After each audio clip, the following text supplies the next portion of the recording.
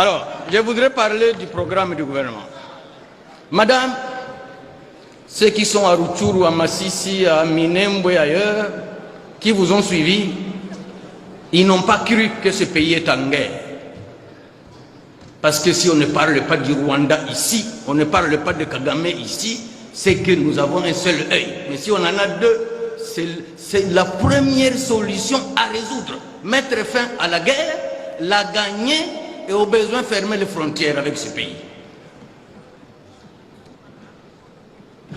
On ne fera jamais rien tant que nous sommes occupés, tant qu'on nous tue par milliers et Kinshasa ne bouge pas le doigt. Dieu merci, j'ai vu mon ami Kabongo, Moulianvita qui est devenu VPM à la défense, c'est un grand ami à moi, on va vous accompagner.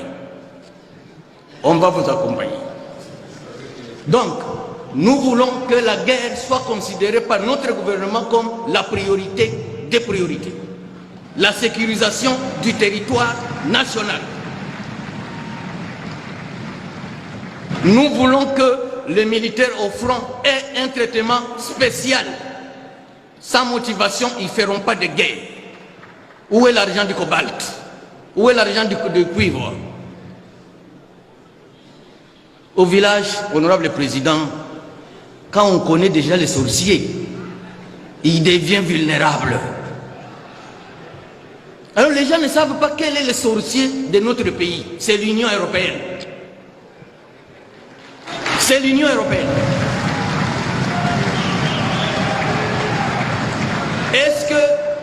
Est-ce que l'Équateur peut signer un contrat avec une organisation pour le cobalt ou le cuivre? L'Équateur a du cuivre? C'est dans le programme. Je vais y aller, président. Je dis qu'un peu, c'est ça mon rôle aussi.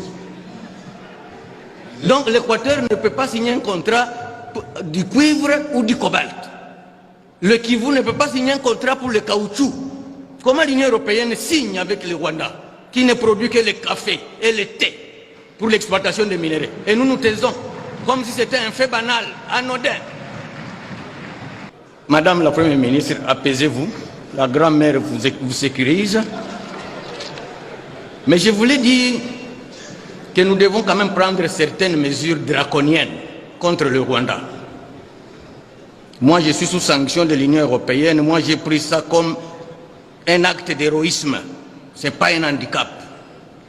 Nous avons le deuxième port de notre pays. C'est chez moi à Uvira, à Kalundu. Le Kenya ici, qui nous a envoyé des militaires, qui sont même dans le M23, on devait couper ces ponts-là.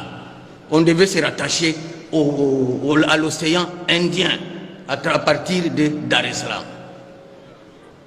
Et je voudrais, quand vous allez nous répondre, pourquoi nous faisons les beaux yeux au Rwanda et à l'Union européenne? Ce n'est pas en flattant l'ennemi que vous allez dormir. Il faut le frapper fort aussi. Il faut le frapper fort. Et je voudrais ici aujourd'hui que vous veniez me dire pourquoi nous n'avons jamais fermé nos frontières avec le Rwanda, pourquoi nous n'avons jamais rompu les relations diplomatiques avec le Rwanda. Qu'est-ce qui se passe? Quelle est la complicité?